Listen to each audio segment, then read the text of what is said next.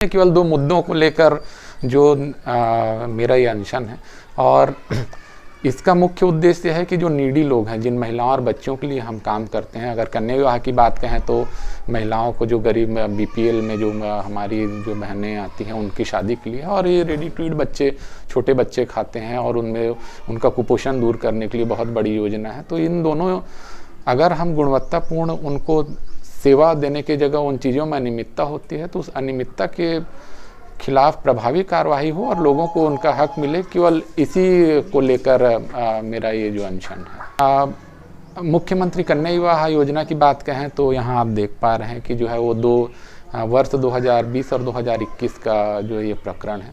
वर्ष 2020 में जो है जब टेंडर की प्रक्रिया हुई थी, उसकी जो प्रक्रिया मेरे यहाँ जिला कार्यक्रम अधिकारी के पद पर रहते स्टार्ट हुई थी।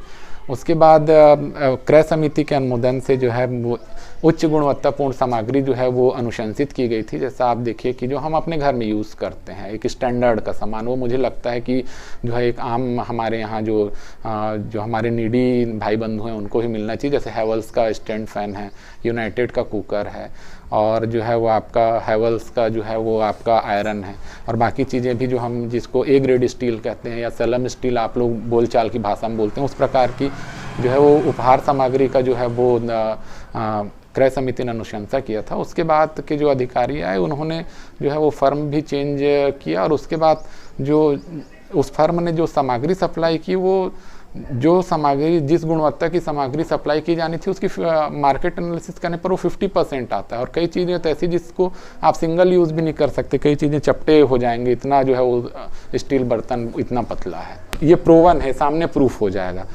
और इसके अलावा अगर उसमें आप सीधे तौर पर देखेंगे तो उसमें जो है 50% मुश्किल से 20-30% शक्कर और गेहूं और बाकी चीज़ें 2-5% से ज़्यादा नहीं है। आप प्रमाण सामने रखा हुआ है, चाहे तो आप भी टेस्ट कर सकते हैं।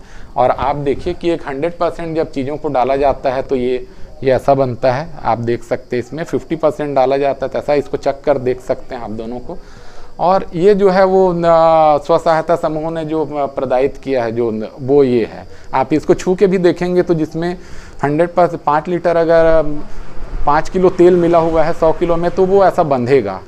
लड्डू बांधते हैं ना तो उसमें तेल डालते थे, बंधेगा। और ये इसको देखेंगे तो पूरा भुरभुरा है ये, और ये 50% सैंपल है। तो ये प्रत्यक्ष इसको प्रमाणित और किसी प्रमाण की आवश्यकता नहीं है। आप स्वयं टेस्ट करके देखेंगे तो आपको पता चल जाएगा कि इसकी जो है वो सत्यता क्या है।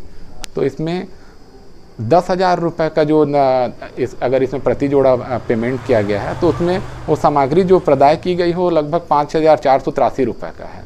अब जो सैंपल, क्योंकि तो ब्रांडेड कंपनी का जो है वो टेंडर किया गया था, उसको देखेंगे तो पूरा जो है वो 10,000 रुपये के आसपास ही अगर कोई भी फंड सप्लाई करता है। तो जब मैंने टेंडर इसका शुरुआत किया था, मैंने फर्म के लिए 10% का उसमें मार्जिन और पूरे टैक्सेस की गणना करके मैंने स्वयं जो है उन सामग्रियों को बाज़ार में जाके एक सैंपल हमने स्वयं सेलेक्ट किया था, और उसके आधार पर जो है वो बाकी टेंडर जो आए वो अगर उसके समान गुणवत्ता का है तो उनके सामग्री को भी हमने पूल में सम्मिलित किया था। लेकिन मेरी सोच है कि मैंने जहाँ तक आचरण नियम को पढ़ा समझा है कि सरकार की नीतियों की आलोचना करना वो सिविल सेवा आचरण नियम के अगेंस्ट माना जाता है।